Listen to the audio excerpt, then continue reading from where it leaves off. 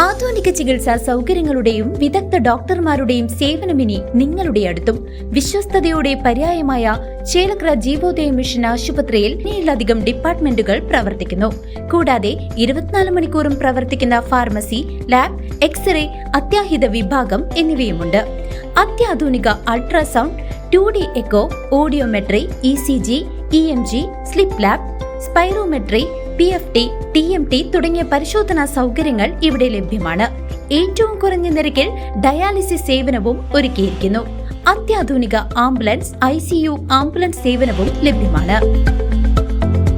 പാലക്കാടിന്റെ പുതിയ ജില്ലാ കളക്ടറായി കേരള കേഡർ IAS ഉദ്യോഗസ്ഥൻ K. സുധീർ ചുമതലയേറ്റു. നിലവിലെ കളക്ടർ മാധവിക്കുട്ടിയെ കോഴിക്കോട് നിയമിച്ചതിനെ തുടർന്നാണ് പുതിയ നിയമനം. പാലക്കാടിന്റെ പുതിയ ജില്ലാ കളക്ടറായി കേരള കേഡർ IAS ഉദ്യോഗസ്ഥനായ K. സുധീർ ചുമതലയേറ്റു. നിലവിൽ ഉന്നത വിദ്യാഭ്യാസ വകുപ്പ് ഡയറക്ടറായി സേവനമനുഷ്ഠിച്ചു വരികയായിരുന്നു. പാലക്കാട് ജില്ലാ കളക്ടറായിരുന്ന മാധവിക്കുട്ടിയെ കോഴിക്കോട് കളക്ടറായി നിയമിച്ചതിനെ തുടർന്നാണ് പുതിയ നിയമനം. സിവിൽ സ്റ്റേഷനിലെത്തിയ പുതിയ കളക്ടറെ ADM, RDO, വിവിധ വകുപ്പ് മേധാവികൾ, കളക്ടറേറ്റ് ജീവനക്കാർ എന്നിവർ ചേർന്ന് സ്വീകരിച്ചു.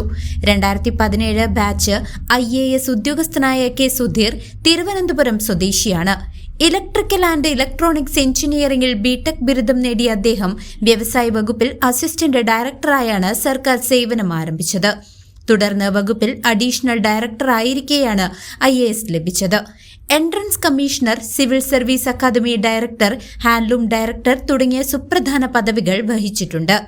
മുൻപ് കഞ്ചിക്കോട് വ്യവസായ മേഖലയിൽ ഉൾപ്പെടെ കാര്യക്ഷമമായ ഇടപെടലുകൾ നടത്തിയിട്ടുള്ള അദ്ദേഹത്തിന്റെ നിയമനം വ്യവസായ നഗരം പദ്ധതി കാത്തിരിക്കുന്ന പാലക്കാടിന്റെ വികസനത്തിന് വൻ വേഗത പകർന്നു നൽകുമെന്ന ശുഭപ്രതീക്ഷയിലാണ് വ്യവസായ സംരംഭകർ.